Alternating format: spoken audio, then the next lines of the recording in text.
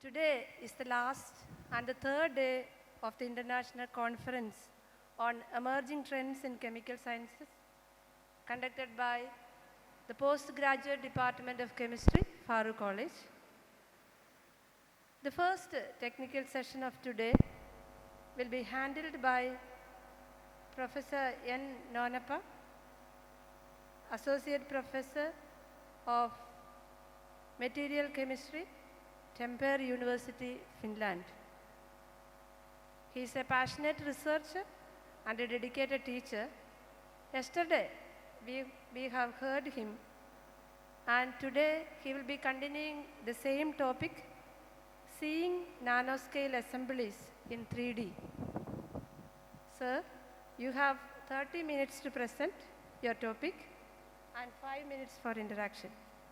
Over to you, sir. Yes, thank you. It's great to start the third day morning, and still there are many of you. And this is not a typical lecture. Instead, I want to also have some interaction for those who are handling microphone can also go close to the students, and it's fully student oriented. And if you're expert, of course, there are something for you. So let me begin with some assumptions after yesterday's fantastic and mesmerizing event, cultural event. Let's think why you are here. One of the assumption is that until now you have not studied maybe about microscopy, but you are interested to know something about it. Or you own a microscope, have access to microscope, but you struggle how to take some image. And you are using the microscope, but still you are not able to get good image. And you have a background, maybe some of you are in physics, optics, chemistry, or material science, and you are not interested to know the complex theories behind it, but you are here just for fun. So if any of this is true, so it makes perfect sense that you are attending this lecture this morning. So let us take these two images, and as I said that I would like to get some answers from you because you did not ask many questions yesterday, so I am going to ask questions with you. Any of you want to comment about this image? Anyone? With the microphone can go. Please raise your hand. What is in the left and what is in the right? Don't be shy.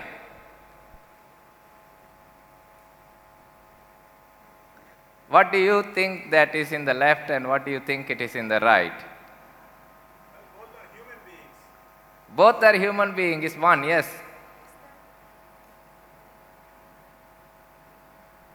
That's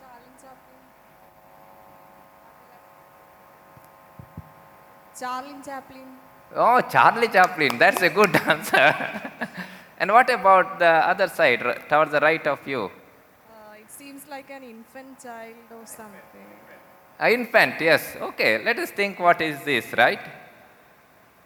And what you have, it's a shadow of maybe Charlie Chaplin, maybe infant, that's what you think. But the problem here is that we have these images. This is only in 2 dimensions, so we lack the 3rd dimension, right? So in reality, these are nothing but the shadow of the same object, depending on where you see it and where the light is passing through. So what does it mean? We often say seeing is believing, but very often we don't see the most important things in any given object. So we can misinterpret, just like you said Charlie Chaplin or an infant, but it's just a shadow. So this is routinely happens also in science. If you are not able to see in all 3 dimensions, we are not able to interpret it correctly. So how we can see in 3 dimensions the objects? So there are many ways. Imaging, if you take small molecule, you heard a lot of talk about X-ray, single crystal, you can study molecular structure. As you go on, you have many other methods to study the structures in 3 dimensions. So electron microscopy is one of those that covers a lot of this. You can today image the whole organism, And many of you might have heard about MRI, CT scan, and more advanced imaging techniques, and that is fundamental to understand the human biology, disease, and treatment. Now let's take one more example, what happened in the Natal region of Brazil in 2014. And the local population developed some strange symptoms of disease, and this disease spread into other parts of the Latin American countries. In 2015, it was identified that this infection is because of Zika virus, and by the time it was identified, it has spread to 50 countries. Children were born with a deformed head, and women were asked to postpone any plan for having children. And in 2016, the first structure of this virus was determined, and a year later, very high resolution, that means almost atomic resolution structure. And these structures are not using X-ray crystallography, as there a lot of discussion appeared yesterday for crystals. This is using microscopy and highly specialized cryogenic transmission electron microscopy image. So microscopy has changed over the past years, and very recent example for us, we all suffered from this, COVID-19. And previously, Zika took about 2 to 3 years to get the structure of virus, which otherwise would have taken 10 years, because crystallizing and getting in the large amount is really a challenge. Today, you don't need single crystal to solve the structure of virus particles, proteins, biological molecules, even small molecules. In 2020, China Center for Disease Control has announced it's because of coronavirus, because coronavirus was known already in 1960s. It's a family of viruses that undergo variation and variant. And less than 2 months, a perprint means an article which is rigorous scientific research based but not fully peer reviewed was published. And a month later, this was published in one of the most prestigious journals, the spike protein of this. So imagine from 2 to 3 years to just 2 months to solve the structure of spike protein. That is what made the tremendous progress in developing vaccine in a very rapid time scale. So microscope has evolved from looking an object to complete structure determination, which was not imaginable maybe 15, 20 years ago. So I have another question for you.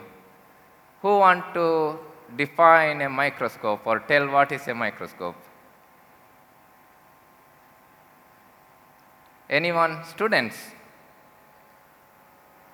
You don't have to have the correct answer. Don't be discouraged.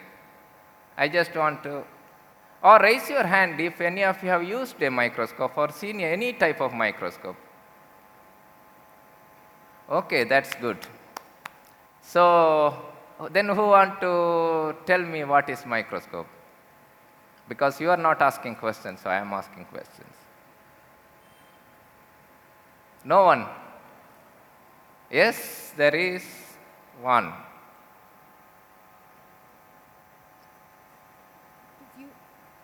To view specimen in the microscale. You can be loud, don't worry. To view specimen in the microscale. Yeah, to see the specimen in the microscale or object in the microscale, right? Yes, sir. Okay, great. Any other definition?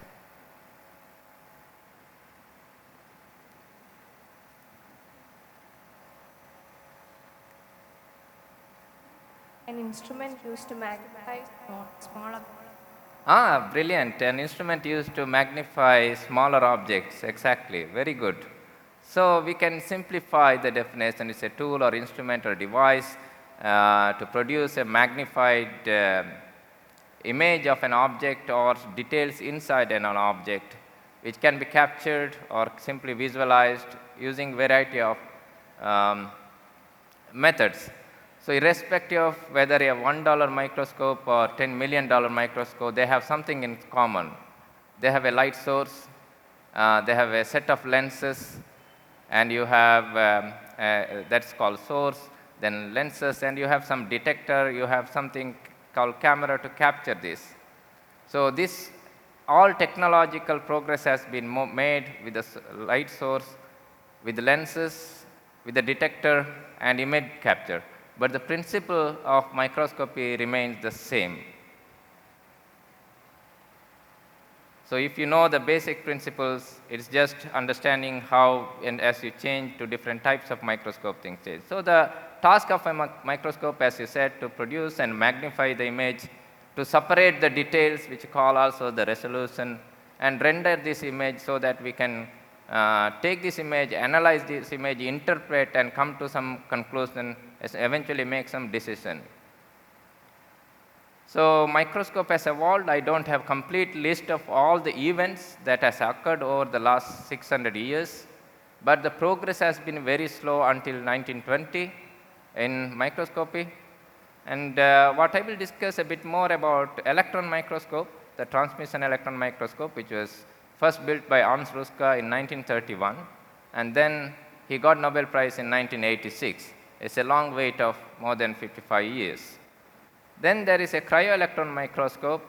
It's a sample preparation method. Now modern microscopes are specialized to do such things. It was around 1960s and 70s. The Nobel Prize was awarded in chemistry in 2016 for this discovery. And this is the method that is the reason why I showed in the very beginning. This is the cryo-electron microscopy. That's where most of the change.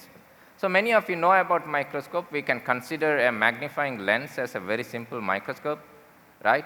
If you have an object, you have a lens, then it produces a virtual image. And this is something you cannot capture.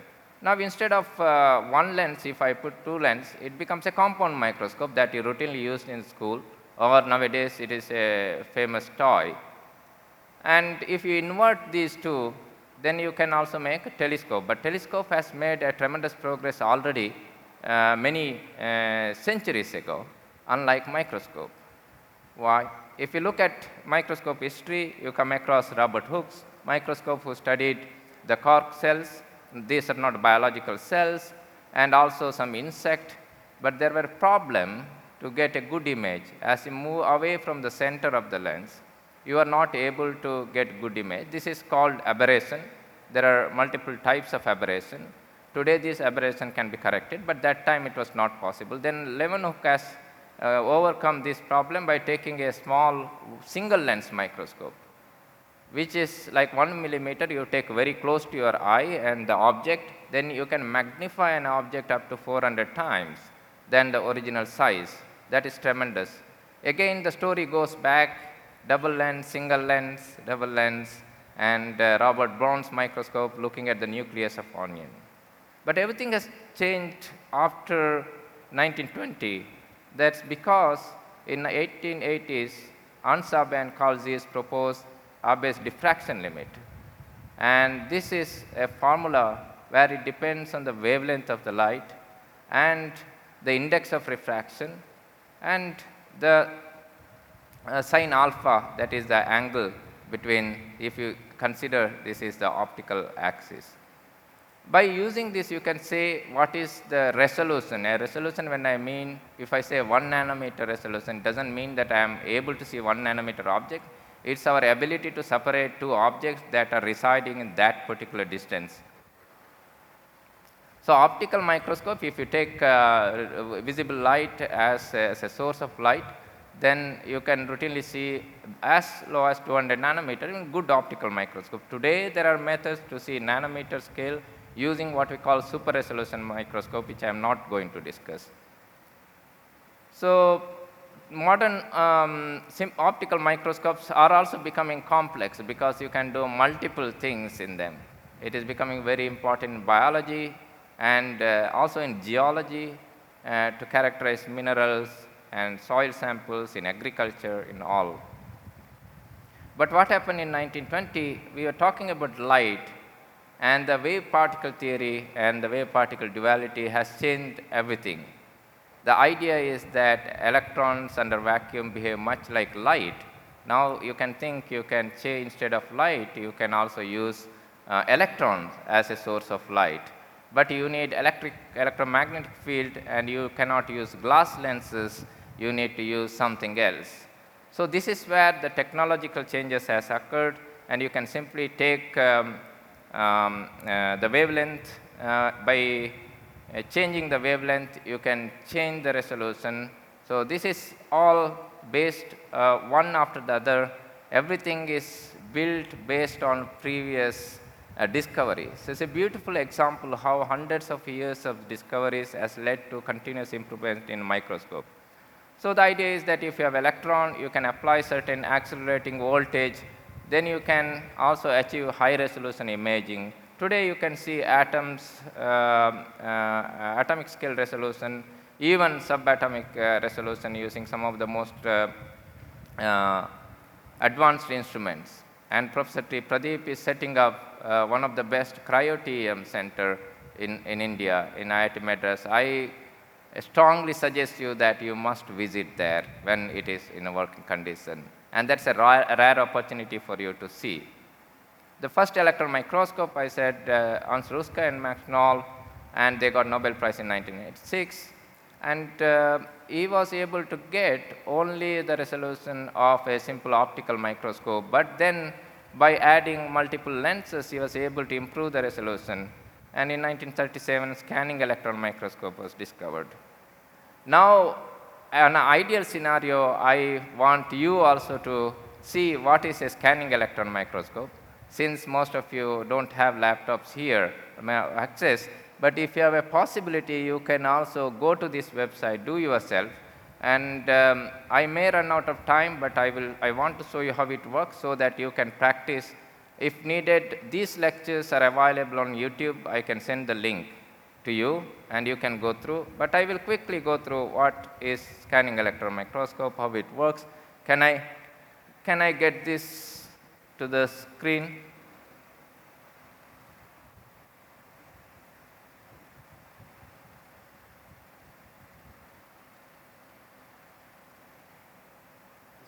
Yeah. No, this is there. This has to appear there.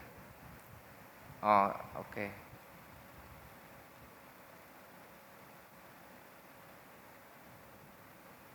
Screen mirroring. Mirroring is okay.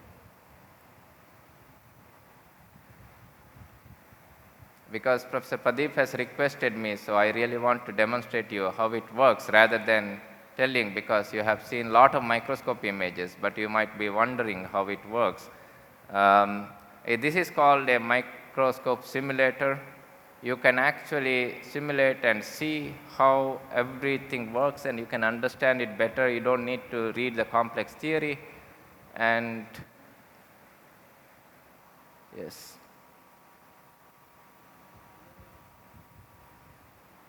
Yes, it works. Yes, thank you. So you can go to this website, and there is something called microscope simulator. And the microscope simulator, you can just take any of the sample of your interest. Let us take, if any of you have a choice.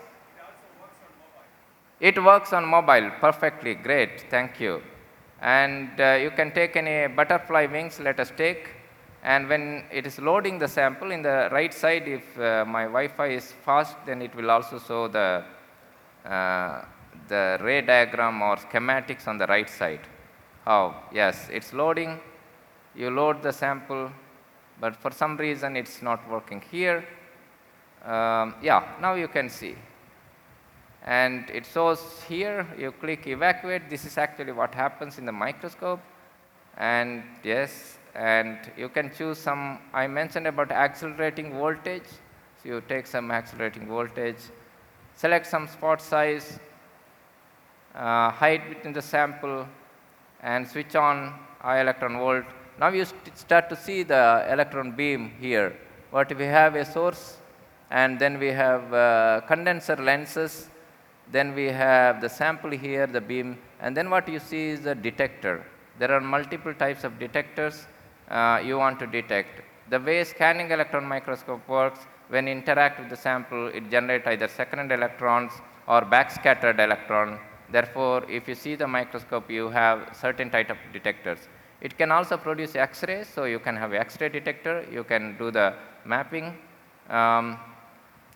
So now you don't see anything here, the butterfly wing should be visible somewhere, so now you start, that's what called brightness and contrast, because we can only see with certain brightness or contrast, you can change the focus. Now you start to see what are these kind of scales in the butterfly.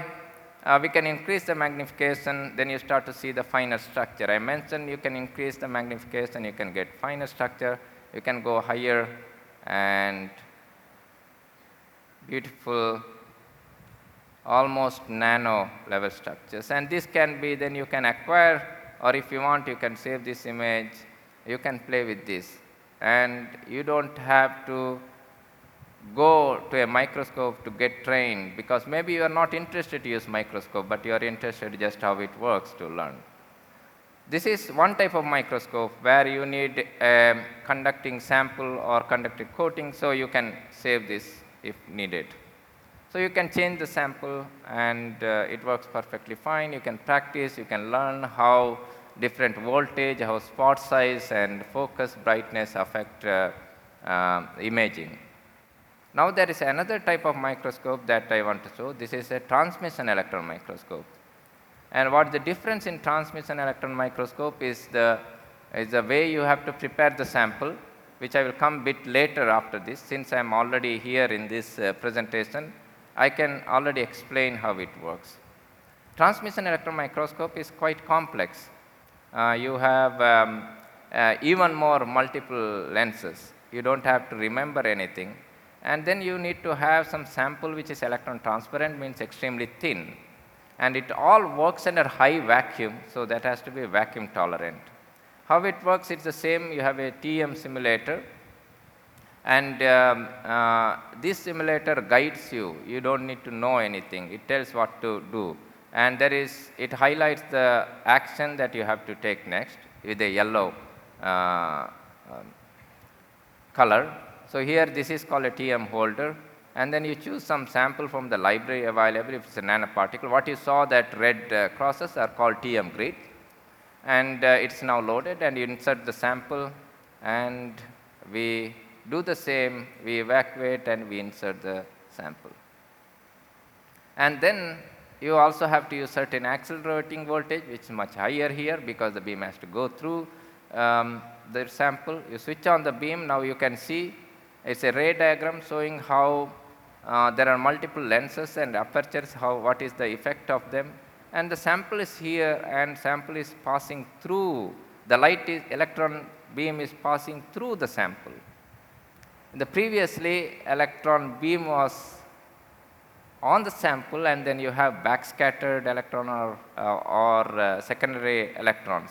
Whereas here, electron is passing through the sample, then you have the imaging. So if you go to this, you can see all other actions that you have to take, the electron beam in the sample, so you can just follow the instructions. And here what you see is a real TM grid. And your goal is to get this to the center. It can be challenging if you are not used to use the mouse pad. So that is the same challenge I have here. Yes, now it is fine. You spread the beam, and then it says what you have to do next. Yes, now it is fine. Now we can look at this here. This is blue place. We have to use some condensed aperture, and then we have to insert. Yes, and then you can change this size. So all these are important before you image. Now the beam is deformed. This is called stigmatism. You have to remove this stigmatism. Before removing, you have to bring the beam close to the center. Yes, and now we have to make it circular.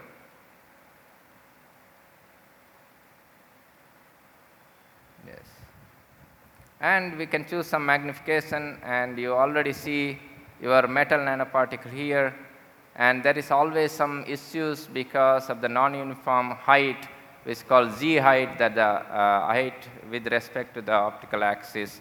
And you have to make sure that it's not wobbling by using Z plus or increasing or decreasing the Z height. Now everything is perfect. You can look at some diffraction pattern, and you insert one more aperture, and now you are almost ready for imaging and looking at higher magnification, and you have to align the beam.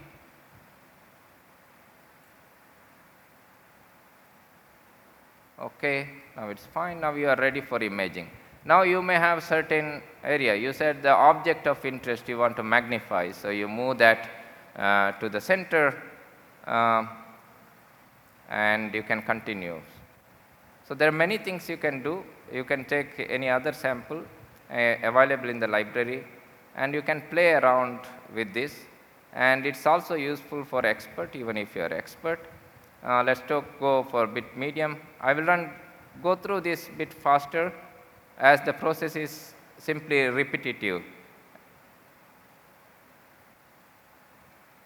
And you can go very high magnification. I said you can see atoms, and it's really possible today that you can see individual atom not only just in 2 dimension but also 3 dimension, which I will explain in a minute. Yes, now we are almost ready. We need to only focus, and yes, now we can look at the diagram, and it says insert camera. So inserted camera, you have your high resolution image here. If you want, you can acquire. I think you can see the lattice clearly. Can you see? Yes? Can be loud. Yes, great. So now you learned SEM, you learned TM, so that's great. So what you can do in SEM, you can do many things. Now maybe I have some issues. Yes, you can look at structures. I showed about gels yesterday. These are the SEM image of the gels. You can study how the morphology looks like. And then I explained about transmission electron microscopy, how it works, and we can today see high resolution images. But there are limitations for TM. I will focus on TM, that we can only see very thin samples. Has to be certain thickness, not the width is a problem. Thickness because the light has passed through, otherwise there will be overlapping details you cannot see. We work with a very high electron beam, and beam tolerance is a problem. But now the issue is that what we have seen in most of the microscope is that these are 2-dimensional image. So let us look at this. If in a TM, because the light is passing through, if I have a sphere, disk or rod, if you take a normal image, if they are oriented like this, you will get all of them very similar. So that means in conventional electron microscopy image or TM, you have 2D projections, and these 2D projections can change by depending on the orientation object. If I just simply rotate them, then I start to see the different TM projections. So same object can have different 2D projections. So 2D projection depends on the orientations of the object. So just basing conventional imaging, we can get limited information. So we need something else, right? Here is an example what you see in the red circle. If you are able to see in this place, this shows quite different than the other object, but they are all same. So now we are not interested only surface, but we are also interested in internal structure, and transmission electron microscopy is the only microscopy method that can give you internal structure details at atomic resolution. There is no other microscopy that can compete. It can do elemental mapping, spectroscopy, and we can study in situ. That makes it one of the unique techniques. There are many ways to obtain internal structure. You take a sample, embed it in a resin, slice it and image, but this is a destructive method where you destroy the whole sample. You might need a very specialized skill or advanced slicing instrument. There is another method which I can show if the time permits. But one of the most interesting method is a tomography, which is extensively used in medical field. Most of you might have heard about CT scans, or some of you have experienced this, or MRI, where the patient is stagnant and source, X-ray source and X-ray detector are rotating and taking slices. You combine these slices and construct a 3D image, then analyze and do the diagnosis. Same happens in MRI.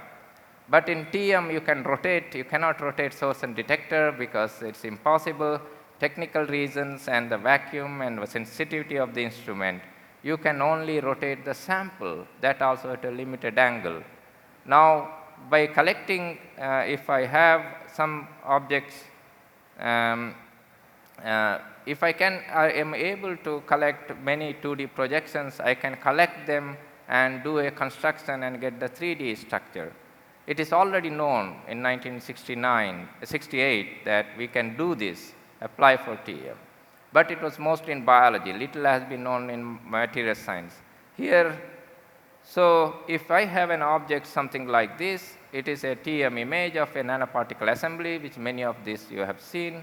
Now, if I collect several projections by tilting this object and then construct them together, you get a 3-dimensional structure of the object, right? So you collect a series of projections by tilting, that's why it's called tilt series. You align them and bring them together or stitch them together, you construct the final structure, that's why reconstruction. So it involves a lot of work, and each of these will have maybe 20 to 30 gigabytes of data when you have the final structure. And how it looks like? It looks like something like this. If you have 70 projections, you have taken them together, you constructed them together, and then you have the 3-dimensional structure of these objects. And now you can artificially color here, where red means high contrast, green, blue, red, yellow, green, blue, white, it goes decreasing contrast. So this is a gold nanoparticle which has a peptide coats. Inside there is a peptide encapsulated. Now you can slice virtually and you can locate the position of every single nanoparticle in this if the structure data is very good. And you can study these structures in 3 dimensions, and it's the only method to make in 3 dimensions. So we can study any type of particle which are unstable. I will quickly go through this. Here is a large particle which is, if you see these projections at 0 degree, 67 degree, that's us. Can I take 1 minute or no? 1 minute, yes. You see nothing here, right? But if I do a tilting and do a 3D reconstruction, you start to see the network inside this structure. A conventional TM will show nothing, but doing reconstruction, you can see the internal structure. This is the beauty of transmission electron microscopy. There are many other things you can do. Here is another example of a protein assembly where you see nothing when the 2D projections and tomography can beat the formula and give you high resolution. It's a protein structure. By doing 3D reconstruction, you can take the structures and you have protein details.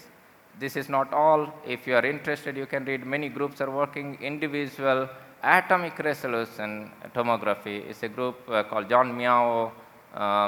He publishes a lot of this palladium catalyst, and defect of every single atom can be identified. Many other methods are there, micro-ED, and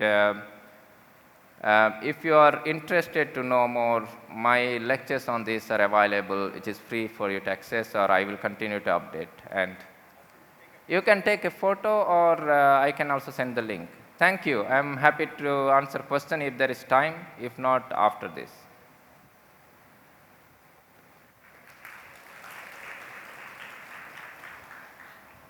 So thank you, sir. It was really wonderful. Now it's time for interaction. You have 4 to 5 minutes for interactions. TEM, SEM, all the instruments has a large size. Instrumentation part is a very huge when compared to another microscope or something like that. We know that in older days computer was also like that. So is there any possibility to reduce the size of this instrument? I should have compared the microscope that I was working on, cryotium, which is a massive building by itself, and the modern microscope, which is more compact. The size has been reduced because it can make more compact. The power of computers has increased. 10 years ago, for example, some of the tomograms, the structures that I said, it would have taken me weeks to construct. Today I can do it in 1 hour. So that is advance in computation. Detectors and the source, so all have changed. So there is kind of contradiction, like for some the size may continue to increase, for some compact can be. Today the modern transmission electron microscopes come with a more compact analytical microscope, user friendliness, click on a button you can image, meant for biologists who don't want to spend too much time on the instrumentation. So that scenario is changing, but you need better infrastructures. So the expenses are getting higher and higher to maintain these sensitive instruments. So one more question. Yes. You say that atoms are visible in TEM. Is it a really atom or atom column? I am not eligible to answer this question, but that's a brilliant question. I don't know anyone in the audience want to answer.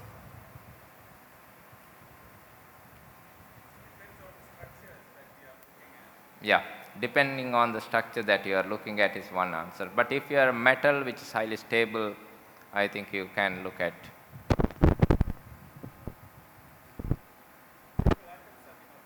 Yeah, yeah. Yeah, yeah. Yes, Hi, sir. yes. So we are passing in electron microscope. We are passing a highly accelerated electron beam through maybe a sensitive surface of the sample. Won't it affect the quality of the sample by passing such a foreign particle in a highly speed? Yes, excellent. This is a brilliant question. I skipped the technical aspects of this. Let me find if I have the exact answer for you, or did I remove it? The beam damage is something that you are talking about, right? See, to get a good image, you need about 1 coulomb per square centimeter electrons. That is 60,000 electrons per square angstrom. That's what is needed. But most of the organic molecules, they get destroyed at 10 raised to minus 2 coulomb per square centimeter of electron. That is 2 orders of magnitude lower than that. So that is a big. So that is where the cryo-electron microscopy, I don't have time to explain. I have beautiful lecture on this. I can do, if you are interested, some online webinar for you someday. And that is much more exciting. There are many methods to reduce the dose, which called low dose mode imaging. There is a cryo-electron microscopy imaging. Nowadays the detectors have come where you can have low loss also. So direct electron detectors, that I think this is something going to be installed in IIT Madras. So there is a tremendous progress, but dose damage is one of the biggest problem. There can be radiolysis, there can be electron ejection, diffusion, ion formation, contaminations. This is a part I have mentioned also in my lectures. You can look it in the YouTube. Oh, yes. So, what are the common detectors used in scanning electron microscope, and is there any specific criteria for choosing detectors? Which one? Scanning electron microscope. Scanning electron microscope. No, the choice of microscope depends on what you want to see, your sample and your objective, like what you want to achieve with this sample. For some, yes. Type of detector you are interested. Yeah. So it depends also on the sample. So if you want to do like, if your sample is very stable, then you choose one. And if you want to do elemental analysis, then there is a different detector. If you want to do X-ray, then there is a different detector. So you choose it based on what you want to achieve, like what you are looking for. So in modern microscope, you can do all of them together in the same microscope. Olden days, you had to take for EDS to another, for X-ray for another, but yes, secondary electron imaging and backscattered you can do in the same. That also depends on sample, organic, inorganic, or highly stable, less stable. So this is something that you cannot predetermine, but it also comes by practice, but literature is available for what type of sample, which is a better method to do.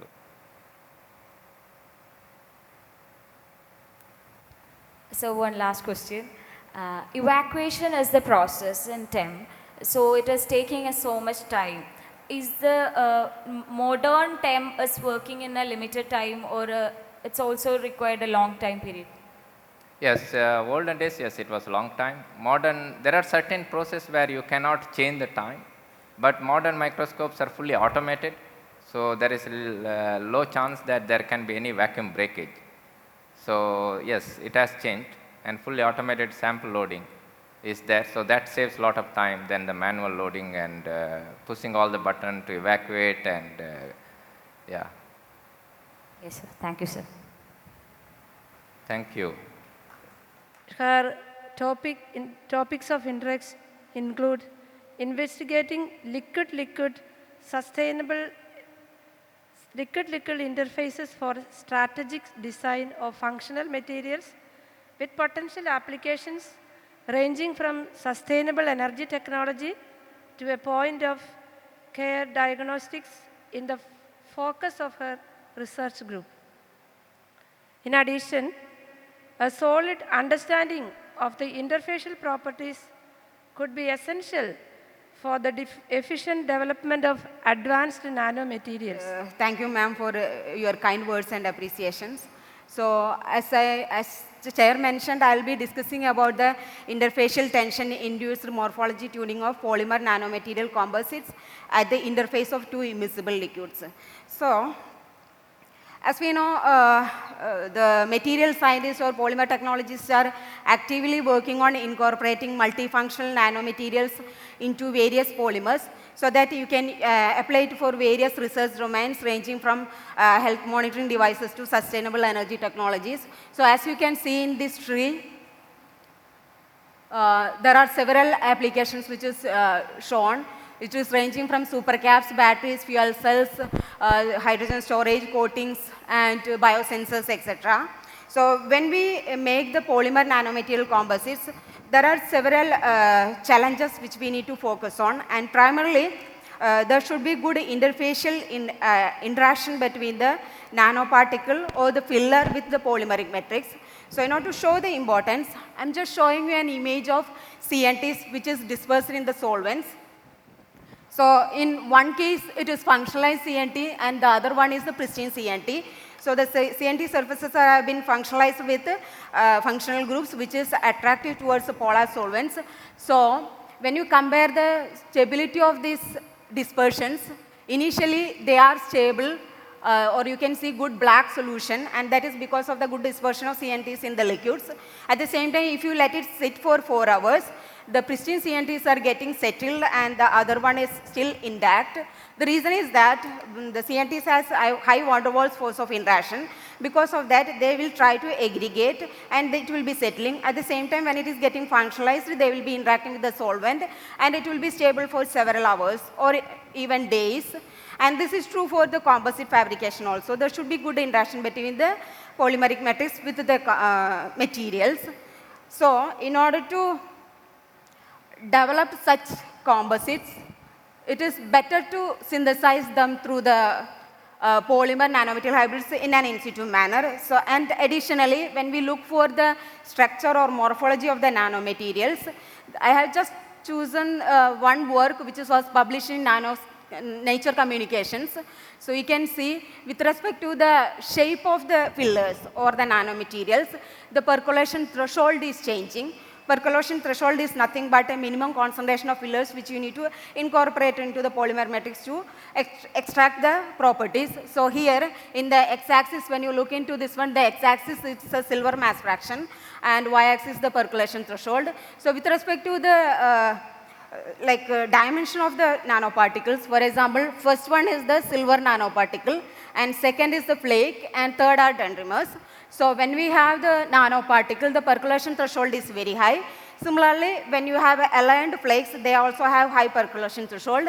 However, when you have random orientation of particles in the fillers, percolation threshold is getting decreased. That means you will have to add less amount of fillers into the polymers. And at the same time, when you move to the dendrimers, you can see all of them are leading to very less concentration to obtain the percolation threshold. So from these two comparisons, we can say that interfacial adhesion is an important parameter and similarly structure is also an important parameter. So you can produce the nanomaterials either in a bottom-up strategy or in a top-down strategy. So in our group, we are focusing on a bottom-up strategy where we will be using interfaces as a soft template for synthesizing the composites. So since I'm using interfaces, I will briefly show you few interfaces which will be used for synthesizing 2D materials. So we know there are state of matter 3 basically, solid, liquid and gases. So if you are taking any of these two combinations, you will get an interface between two different phases. And this interface can act as a template for synthesizing the nanomaterials. So first example is graphene, which is nothing but a 2D array of carbon atoms. So in order to synthesize this one, you will be using basically the chemical vapor deposition technique. In this case, we will have a copper foil, something like this, copper foil, and you will be spraying the carbonaceous precursors and the reducing agents at high temperature and pressures. So at these reaction conditions, they will be reacting at the copper foil surface and graphene will be formed. Similarly, there are some reports which is having a liquid gas interface to synthesize MOFs, molecular orbital frameworks. So in this case, you can produce single layer or few layer MOFs with a photo irradiation or a light-induced polymerization, where you will be spraying the reactants onto the surface of the liquid, and then when you irradiate, the polymerization will start and polymer films will be formed at the interface of liquid and gas. And similarly, there are few techniques like reports where you use liquid-liquid interfaces in synthesizing conductive polymer networks as well. So our group is working on a liquid-liquid interface strategy to develop or to incorporate nanomaterials into polymers in an in situ manner. So when we consider the liquid-liquid interface, you can take any two organic or aqueous or a polar or a non-polar solvents, and then you will get a 2D interface between the liquid phases. So when you have this such sort of a system, so we can say that there is an interfacial layer in between, and as we know, there is an asymmetric forces at the interfaces as compared to the bulk. The energy at the interface will be high. Because of the high energy, you can explore that high energy to tune the morphologies of the structure. So I'll be discussing few of our works which have been used for synthesizing the materials. So when we have this interface, we can expect some kind of mechanism or organization by which the reactive species will be aligned at the interface, and the reactive molecules also will be diffusing towards the interface. So once they diffuse towards the interface or they meet at the interface, the polymerization will be initiating, or initiation will be occurring at the interface, and subsequently oligomerization and polymerization will be continued at the interfaces. So when you have such technique, then you can use it for producing polymer and nanomaterial hybrids. And additionally, when you consider the dynamics of reaction at the interfaces, there are majorly two aspects. First aspect is that depending upon the product polarity or the reactive species polarity, they will either move to the aqueous phase. For example, if the product is polar in nature, then they will move to the aqueous phase, and if the product is non-polar in nature, then they will move to the organic phase. So you can expect this sort of movement, or at some cases when you have some particle generation at the interface, then they will get absorbed at the interface, and because of this absorption, the polymerization will be confined at the interface and you will get a 2D structures. So this is a schematics corresponding to this one. So initially you have the reactants at respective solvents, and they will meet at the interface. Once they meet at the reaction will be occurring here, and they will be confining at the interface. Once it is confined, you can see this work we have already published in ACS Applied Materials and Interface in 2019. So you can see in this image, there is a product confinement in between water and chloroform. And when we have such confinement, then you can generate 2D material successfully at the interface. So using this concept, this is what I already showed. So we have used pyrrole as a monomer, and oxidant, in the first case, we have used silver nitrate as the oxidant. So in order to predict the feasibility of the reaction, we have simply used a simple electrochemical or electrochemistry basics. So if you have this sort of reaction, the monomer will be oxidatively polymerizing, or monomer will be getting oxidized. At the same time, oxidant, which is a metal ion, which will be getting reduced to zero state. So if it is getting reduced to zero state, you can generate nanoparticle easily in an in situ manner. And in order to predict the feasibility, we are simply using this equation delta G is equal to minus NF E0 cell. So E0 you can calculate from the standard reduction potentials of the oxidant, oxidant whatever you are using, and also the monomer reduction potential. So that's what shown here. And when we use silver nitrate in water and pyrrole in chloroform, after the reaction we could find the settlement of the product or confinement of product at the interface. And from SEM analysis we can see the size of these 2D sheets, which is silver attached polypyrrole sheets, are in a micrometer scale.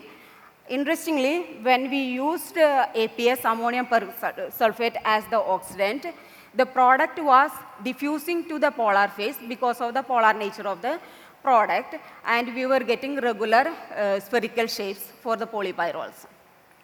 So it is interesting to note that when you have a nanoparticle attachment, you can tune the morphology into 2D sheets. At the same time, if you don't have a nanoparticle attachment, then it is taking its intrinsic shape as a sphere. Then we also varied the oxidants with several metals. So when we varied several metals, we could find that the same confinement is happening and also 2D sheets are generating. However, the shapes are slightly different. For example, when we use gold, the top one is the gold, so you can see some flower-like structures attached to the sheets, and this is corresponding to the TEM image and SEM image. And this is corresponding to polypyrrole copper. So we can't see copper particles in it, but we could find the copper presence using XPS and SAX techniques. Then we also used platinum, so in that case also we could find the attachment of platinum particles into the spheres. And another important thing is that when we use this technique, the thickness using the AFM measurement, we could find this is as low as 1 nanometers. So what we can say is that we can tune the morphology and also we can thin the sheet thickness up to few nanometers. So there is a possibility to tune the thickness. For example, the platinum showed a thickness of 150, or polypyrrole platinum showed a thickness of 150 nanometers. At the same time, the copper sample showed a thickness of approximately 1 nanometer. So you can play with the structure as well as the properties of the samples. So in order to understand the mechanism how which the confinement is happening at the interface and how the tuning is occurring at the interface, both morphology and crystallinity, we used a model compound where we used pyrrole as a monomer and KMNO4 as the oxidant. So when we have this reaction, pyrrole was again taken in the chloroform and KMNO4 was taken in the water. So when we mix them, or when you spread the KMNO4 on the chloroform, the reaction initiates, and during the reaction, pyrrole will be getting converted into polypyrrole, and KMNO4 is getting converted into MnO2 nanoparticles. So there is an in situ generation of particles along with the polymerization of pyrrole. So initially, when you mix it, both reactants will be in its respective phases, and when they meet it, the initiation will be starting. And interestingly, when we waited for 5 hours, you can see the top layer, here the top layer is becoming black. That indicates the products are getting diffused into the top layer, which is aqueous because of the polarity or polar nature of the intermediates or the oligomers. As you wait further, we can see at 7.5 hours, the product was coming back to the interface and getting confined at the interface. And when you wait for a little bit more time, that is up to 15 hours when you wait it, the polymerization is getting completed along with the confinement of product at the interface, and which is leading to a 2D sheet-like products where you will have the nanoparticle like submerged into the polymeric sheets, and this is due to the adsorption of nanoparticle attached oligomers into the interface, or in vice versa we can put it that the surface energy is high at the interface. In order to reduce the surface energy at the interface, the particles are getting adsorbed, and which is leading to the polymerization at the interface, and we will get 2D morphologies. So That is the chemistry part, in fact. And we collaborated with physics in order to understand what is the, we told there is a high energy and interfacial tension will be high. So in order to investigate it further, we collaborated with physics, and then we did some interfacial tension measurements in an in situ manner. So in this case, we used pendant of tensiometry, where you will have a light source at one end, and there is a camera here. So in between, you can place your drop, and the optical image will be looking like this. From the optical images, you can fit it using the images software, and you can find out the interfacial tension. So in our experiments, we used the aqueous KMnO4 drop, which was hung in a pyrrole containing chloroform solution. So you can see in the beginning of the reaction, the drop is pink in color, but as you go up to 90 minutes, the color is slightly changing, and finally it is becoming a brown. And this is due to the in situ formation of product in the drop, aqueous drop, because the KMnO4 will react with the monomer, and the oligomerization will be starting. And definitely you can see the shape of the drop is also changing from 0 minute to 90 minutes. So we can fit them using the images software. And when we conducted this experiment for 3 different monomer concentrations, we can see in all the 3 there is a variation or a decrease in the surface tension to a lower value, and there is a difference in the decrease in the surface tension value with respect to the concentration. And the maximum decrease which was observed was 32 to 17 millinewton per meter decrease in the IFT or interfacial tension. And this is a clear-cut proof that there is an adsorption of nanoparticle or MnO2 attached polypyrrole oligomers at the interfaces, which is reducing the surface tension or interfacial tension between the liquids, and at the same time which is helping to control the microstructure tuning. So I showed there is 3 different concentrations, and 3 has different variations in the IFT. So this is due to the, in order to understand why it is like this, we have taken the optical images. So when you can see, from the side view image, you can see at very low concentrations, the products are completely getting confined at the interface. And intermediate concentration also it is getting confined. But when you go for high concentrations, it is getting diffused to the aqueous layer due to the diffusion or the force of attraction towards the aqueous phase. Again, when you take the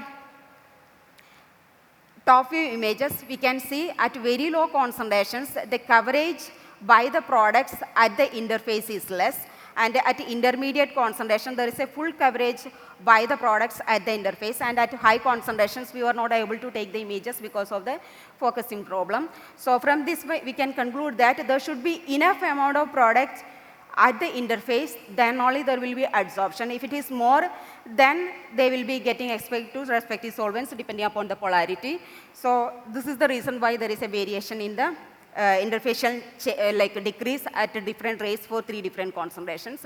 Again, then we have analyzed the formation using UV analysis. So we can see that we have checked the wavelength corresponding to 242 nanometer corresponding to the pyrrole radical cation, and similarly for oligomers. And then we can say that there is a concentration variation. For these experiments, what we have done is that until it get confined to the interface, we were taking the samples from the aqueous layer. Then when it started confining, that means after 7.5 hours onwards, we are taking the products from the interface and trying to analyze it. So from the UV, we can see that there is a product formation, and the concentration variation is due to the confinement of the product. For example, if you go check here, from 7.5 hours, there is a drastic decrease in the concentration. This is because of the confinement of the products at the interface, even though we are taking the products from the interface. Then, so we can simply say that, as I mentioned here, up to 2.5 to 7.5, it is from the aqueous phase, and from 10 to 15, it is from the interface. So from the shift as well as the concentrations, we can confirm that there is a polymerization as well as nanoparticle generation. So in order to validate the nanoparticle generation, we have observed the band gap. So we can see that there is a band gap change corresponding to the MnO2, because as we do the in situ generation of nanoparticles along with the polymerization, the size will be varying, already the crystallinity also will be varying. So we can have a band gap variation corresponding to the MnO2 particles and oligomers and polymers. So we can confirm that there is a polymerization as well as nanoparticle tuning at the interface. Then again, we have also analyzed the in situ morphology tuning using TEM analysis. So at different time intervals, we took the product from the aqueous as well as from the interface, and when we studied it using TEM, we can see there is a variation from agglomerates, or there is a change in the morphology from agglomerate nature to the 2D sheets. And additionally, when we consider the crystallinity tuning, or from this SID patterns, what we can see is that initially we have some diffusey rings, but as you wait for longer hours, we can see bright black spots, which is corresponding to the MnO2 particles, which is generated in situ at the interface. So we further analyzed the composition as well as the surface structure and sheet thickness for these samples. So we can say that from this mapping analysis, the nanoparticles are uniformly incorporated in the polymer matrix, and manganese and oxygen, which represents the MnO2 structures, and similarly carbon and nitrogen. So all the elements corresponding to polymer and nanoparticles are distributed uniformly in this matrix or in the composites.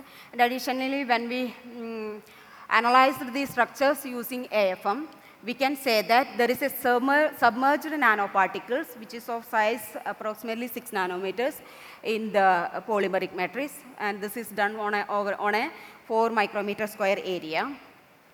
Again, when we analyze the thickness of these films also approximately 6 nanometers. So we can say we can produce ultra-thin polymer nanomaterial composites at the liquid-liquid interfaces from these techniques. Then, for an application point of view, we have tried to analyze its electrochemical properties. So we tried to use it as an electrochemical sensor for nicotine detection. So in this case, when we initially compared the properties of PPY or electrochemical performance of PPY MnO2 with bare GCE, we could see a small current. Since the current was small, we tried to incorporate multi-wall CNTs into this, and you can see with an incorporation of 3% CNTs, the sudden increase in the current, which indicates that can be used as a sensor for the electrochemical detection of nicotine.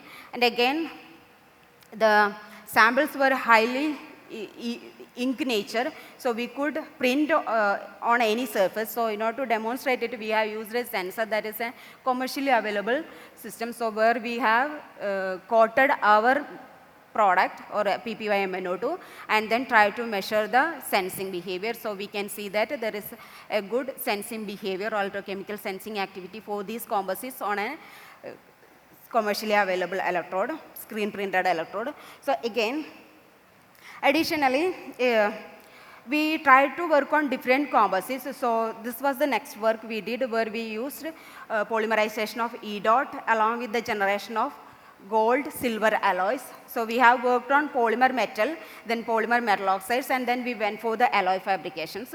So when we try to develop this alloys, we have used E dot as a monomer. So same strategy was used. We will take the oxidant in the aqueous phase and E dot monomer in the organic phase, and when we continued the reaction, we can see in this image, the product was getting diffused into the aqueous layer. Here, due to the density difference, the aqueous layer is down. In the previous case, aqueous layer was on top. So when you take the organic aqueous layers, depending upon the density, they may move upward or lower. So here, the product was diffusing to the aqueous phase, and we varied the composition of alloys from 1:0 to 1:3. So we have 4 different samples, and again, we basically focused on generating some health monitoring devices. For that purpose, we have tried to analyze its electrochemical activity towards histamine.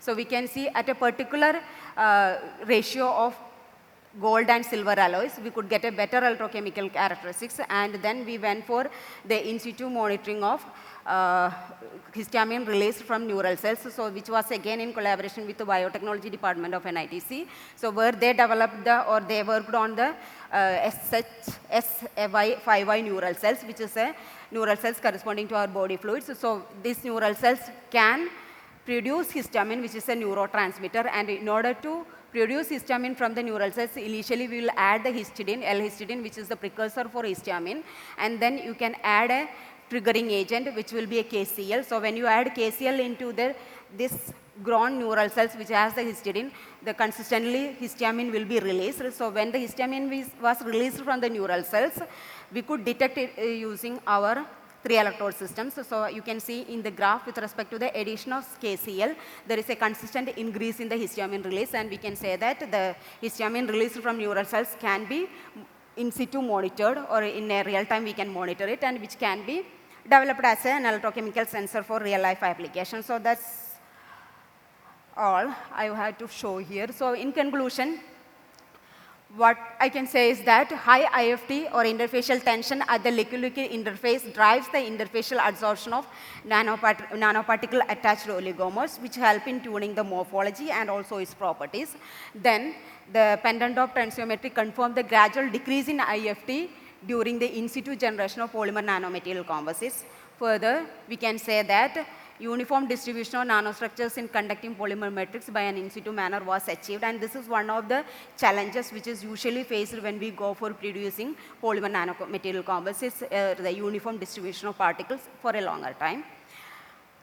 And then this in situ generation could further eliminate the poor interfacial adhesion between the function fillers and the polymeric matrices, because when they are formed in an in situ manner, the particles are getting submerged into the polymeric matrix. Because of that, they will have a better stability as compared to the ex situ additions. Then we can also claim that the in situ generated polymer nanomaterial hybrids exhibit an excellent electrochemical sensing properties. So with this, I would like to thank all of you for listening to my talk. So if you have any question, you can ask me. And of course, I should thank my funding agencies. Initially, I started with the Inspire Fellowship, and then I am getting funding from SERB and DST. So I would like to thank all of them. And obviously, I need to thank my collaborators from my institute and from outside NITC, and also my students, basically Subin and Neslina. They both have worked for these works which I showed here, and all others are my remaining students. So thank you all, and happy to answer for your questions.